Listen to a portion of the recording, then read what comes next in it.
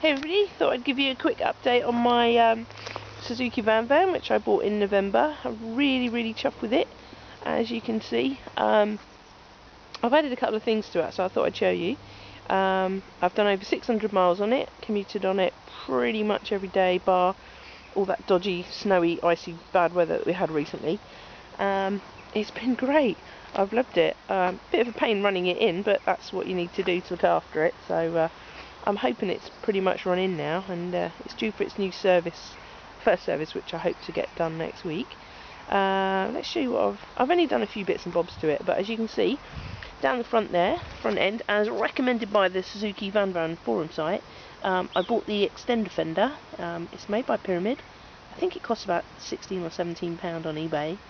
And what a brilliant job it does of, I think you'd agree, of keeping the front end clear of all the main crud off the road. So although that's, I have cleaned it, but it does significantly reduce the crud on it. So I'm really impressed with that.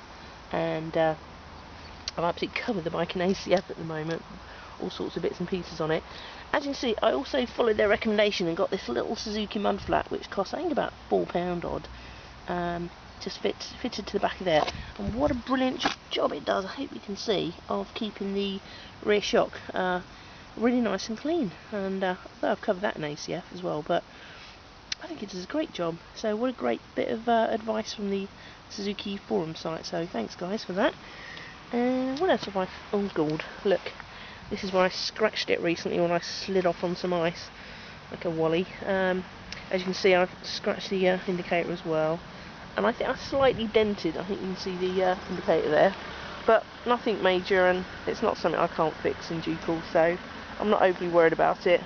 It acted as a pretty good crash guard actually, those wide indicators, so I'm quite impressed with that.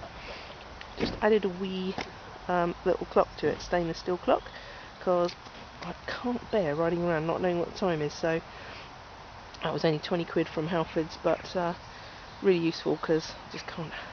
I've got to tell the time. It's crazy. I've just got a little lead hanging off it. You can probably see that. That's just connects to my heated gloves, the clan gloves that I've got, which are pretty good. I've tried to keep it as clean as I can given the dodgy weather. But all in all, it's really easy to ride and a great little bike. I'm really pleased and impressed with it. Yeah, but look, this is what I'm most ashamed of. I haven't really had a bike with a chain for a while, and as you can see, a bit of rubbish. I spotted it a few days ago, but I hadn't really paid much attention to the bike in the garage, and it looks horrible and rusty. And I don't really know what you're supposed to do to put that right, really. So I hope you can give me some advice on the forum site, because it looks rubbish. I'm thinking about upgrading it to the heavy duty chain and change that front sprocket, because I go up a great big hill every day to work, and it does struggle up the hill a little bit, and I think the chain's looking a bit slack, but I'm hoping next week they'll adjust that in the service. But I don't know, I assume that I can brush that off, or I don't know. So any advice would be gratefully received. That's the only thing on the bike that I'm a bit disappointed that I haven't paid a lot of attention to, so if you can help me with that, that'd be cool. I wanted to show you the crazy bargain I got yesterday. I popped into the Hein Gericke shop in Bristol near Stokes Croft, and I was actually looking for a tank bag. I kind of don't like wearing a backpack, and bunging stuff to that little rack was a pain, absolute pain. So I was looking at this tank bag when the guy said, oh, I think I've got something else I can show you.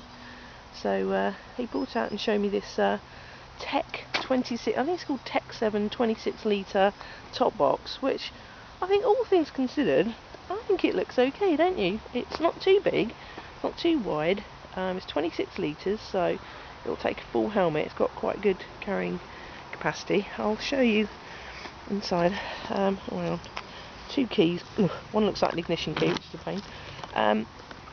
Just unlock it there and show you. I've got my helmet in there at the moment. If I just lift and take that out, try not to chuck it on the ground. Let's put that down carefully. Whoops. So, not bad luggage carrying capacity, I think. It's totally waterproof, and it's got this kind of quick release little gizmo in here. Just untwiddle it and you can slot it off. It's got a rack very similar to the sort of gibby racks that you just slide it onto. So yeah, all in all, I'm really impressed with it. I guess you get what you pay for, because the only dodgy thing I think is, watch what happens if you close it. It snaps shut, which is great, but you've had it if you've left the key inside, so I totally would recommend if you buy one, just be careful where you put the key, otherwise it could be a bit of a nightmare. But for £19.99, and that wasn't even on sale, that was a crazy price, so I'm really impressed with it. I'm quite happy with it now. It's going to help me carry on with bits and bobs when I'm commuting to work, so I can't complain really. So overall, loving the Suzuki VanVan. If you're thinking about getting one, all I can say is go for it. You won't regret it. It's a great little bike, and I'll have great fun on that in the summer too when I'm not riding my Harley. So yeah, go for it. Yeah, catch up soon. Bye.